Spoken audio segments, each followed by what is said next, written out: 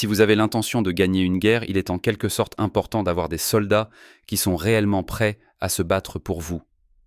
Apparemment, personne n'a donné ce mémo à Vladimir Poutine. Le président de la Russie croit qu'il peut dissimuler la brutalité de ce qui se passe en Ukraine avec des offres de paix massives. Cependant, même ces promesses financières ne semblent plus suffire à convaincre les soldats russes de continuer à se battre. Ils veulent arrêter. Et Poutine ne semble pas capable de les convaincre que mourir horriblement pour mener à bien son Special Military Operation est une bonne idée. Une reddition de masse a éclaté dans l'armée russe alors que les troupes de Poutine refusent de se battre.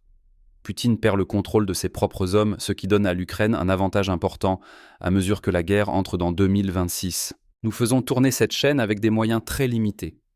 Aidez-nous à atteindre 1000 abonnés pour débloquer la monétisation et améliorer la qualité ainsi que la régularité des vidéos. Si vous voulez des mises à jour rapides et claires, abonnez-vous. Le 30 et 1 décembre, United 24 Media a rapporté des données publiées par Ukraine's Coordination Headquarters for the Treatment of Prisoners of War, qui sont passées quelque peu sous le radar alors que 2025 arrivait à sa fin.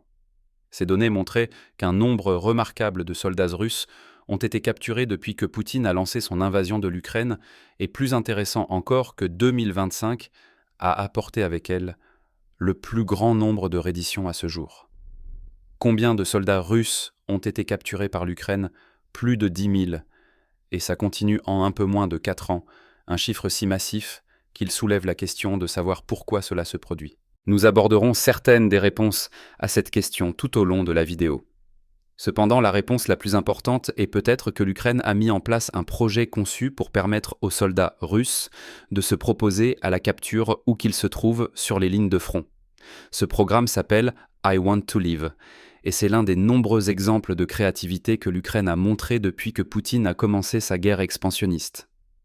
I Want to Live fait une offre très attrayante à un soldat russe qui veut sortir de la guerre.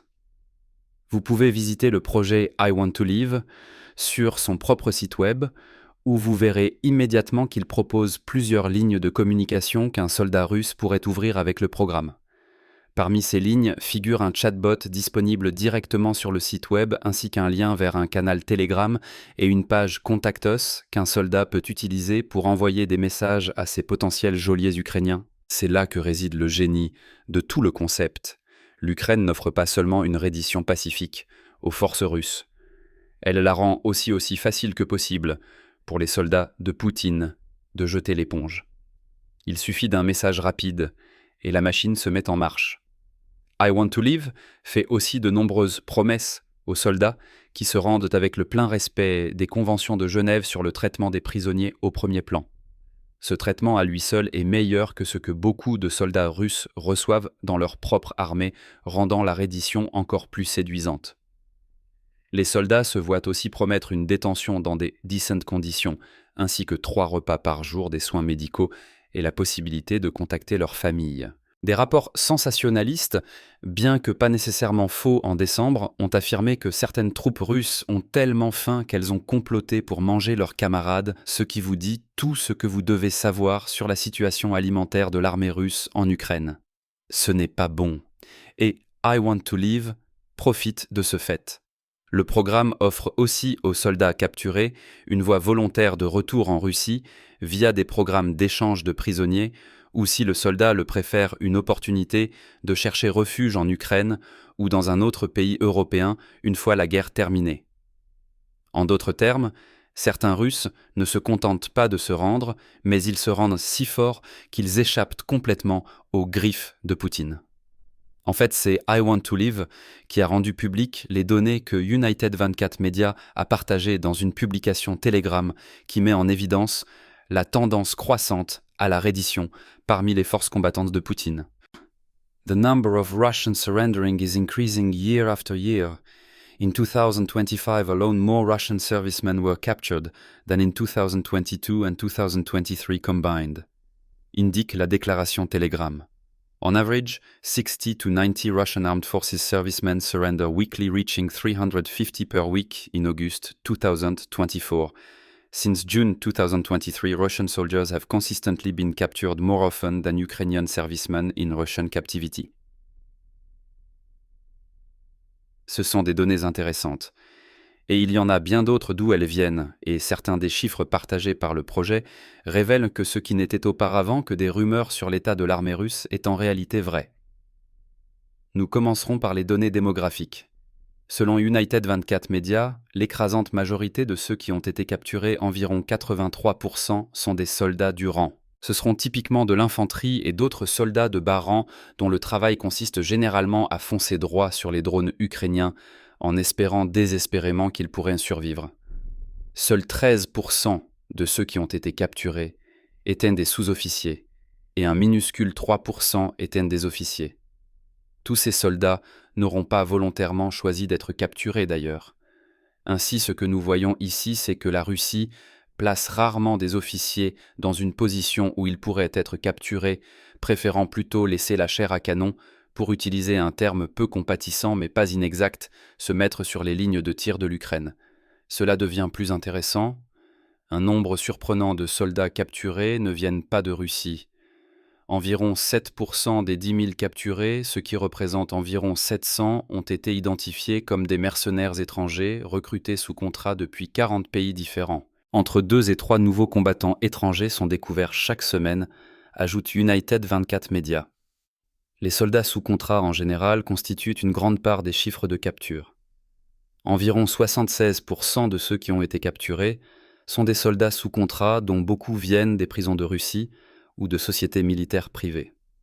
Les personnes mobilisées représentent 19% des captures et les conscrits que Poutine avait affirmé ne pas envoyer au combat lorsqu'il a commencé sa guerre représentent environ 5% des captures. Il semble que Poutine mentait. Si vous avez des jambes et que vous pouvez tenir un gun, vous êtes suffisamment bon pour mourir en Ukraine. Dans des interviews avec les soldats capturés, l'Ukraine a également découvert que la Russie s'engage dans des campagnes trompeuses et parfois coercitives pour recruter des soldats. En outre, beaucoup de ces soldats ont des antécédents criminels ou des parcours qui les rendent autrement vulnérables aux contrats lucratifs que le Kremlin agite devant eux. Près d'un quart des 10 000 soldats capturés rapportent qu'ils ont été contraints ou induits en erreur pour rejoindre l'armée russe. Cela, à lui seul, est révélateur. Cela nous dit qu'environ un soldat russe sur 4 ne veut vraiment pas être là où il est parce qu'il a soit été forcé d'y être, soit qu'on lui a menti sur l'endroit où il allait.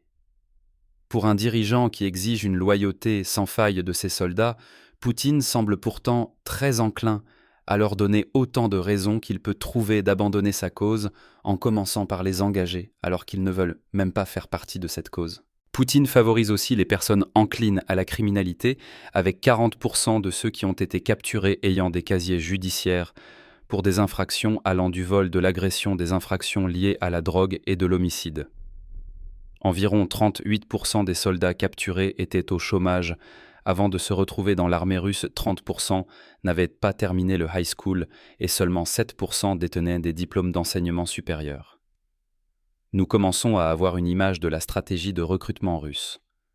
En utilisant la coercition et les mensonges, Poutine recrute ceux qui pourraient être considérés comme parmi les plus vulnérables de la société russe.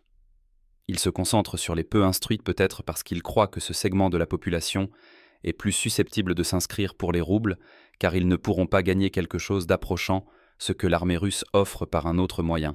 Quant aux criminels, ils ont le choix entre rester en prison ou partir en Ukraine, et cela en dit long sur les établissements pénitentiaires de la Russie que tant choisissent l'Ukraine. Puis il y a les malades.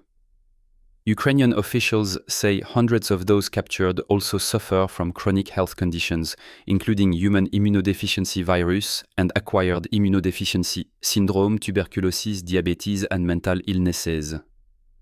Rapporte United 24 Media. Nous avons mentionné plus tôt que ces statistiques confirment beaucoup de rumeurs et de rapports passés sur l'armée russe.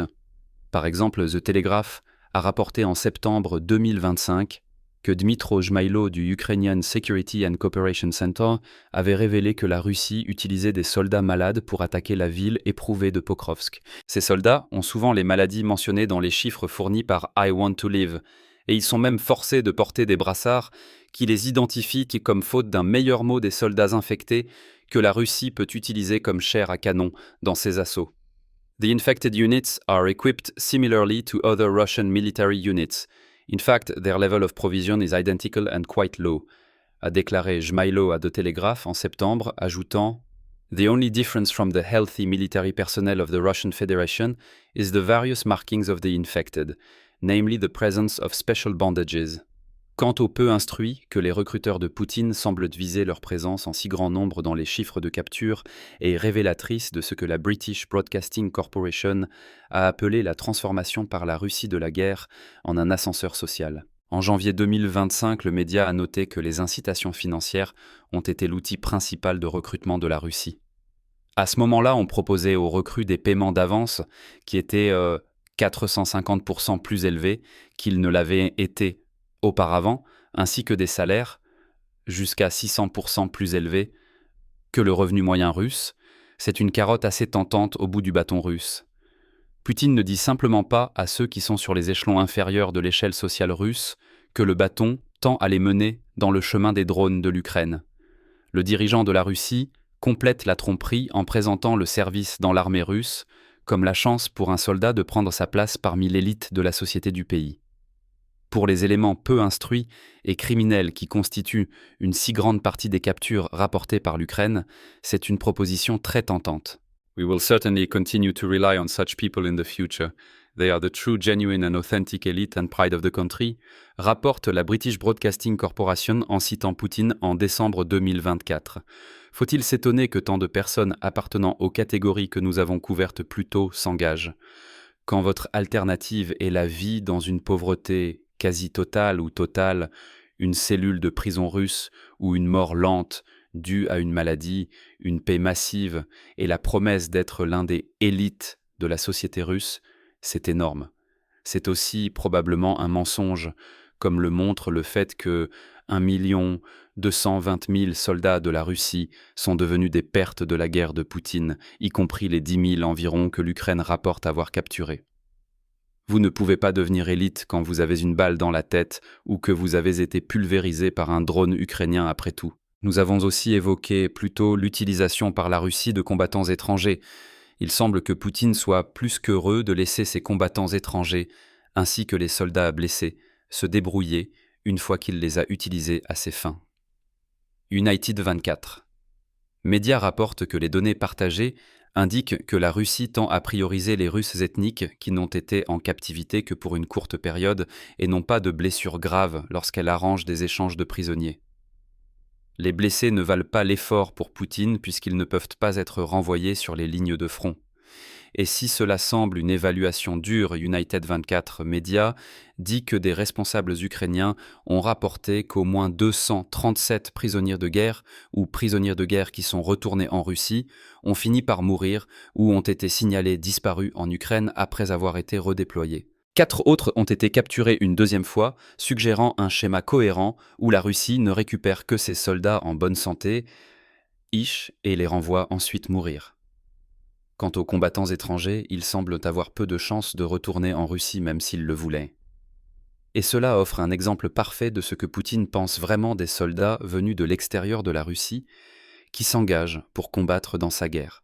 Comme l'a rapporté Australian Broadcasting Corporation News en Australie en décembre, la Russie a travaillé dur pour amener ses combattants étrangers à s'engager. Elle utilise des campagnes sur les réseaux sociaux, offre les mêmes types de payes massives disponibles pour les soldats sous contrat en Russie et agite même la perspective de la citoyenneté russe devant les combattants étrangers. La fin de 2025 a vu la Russie tenter de combler un écart croissant de main-d'œuvre avec ce recrutement étranger. Australian Broadcasting Corporation News rapporte que la société de technologie de défense Open Minds dit qu'un tiers des annonces de contrats que le gouvernement russe publie désormais visent des personnes étrangères. Le nombre de ces publications avait atteint environ 4500 par mois à la mi-2025, après avoir auparavant tourné autour de la barre des 100 un an et demi plus tôt.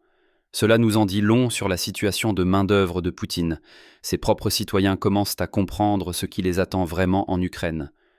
Ou bien il n'y a tout simplement pas assez de Russes ethniques restants pour que Poutine puisse les envoyer à l'abattoir du moins parmi les catégories de personnes que les recruteurs russes aiment viser. Donc ce sera des combattants étrangers. et ces étrangers vont avoir un rude réveil une fois qu'ils atteindront l'Ukraine. Le refus de la Russie de les reprendre dans des échanges de prisonniers est une bénédiction comparée aux sorts qui ont frappé d'autres soldats non russes dans l'armée du pays. Three Squares a Bed et la possibilité d'appeler chez soi, c'est le paradis, comparé au fait de devenir meat for the meat grinder.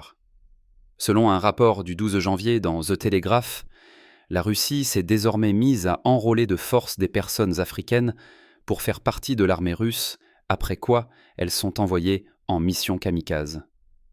Selon l'ambassadeur de l'Ukraine en Afrique du Sud, Oleksandr Sherba, le traitement par la Russie de ces soldats sud-africains sous contrat est indicatif du mépris de Poutine pour tous les soldats que la Russie recrute sur le continent.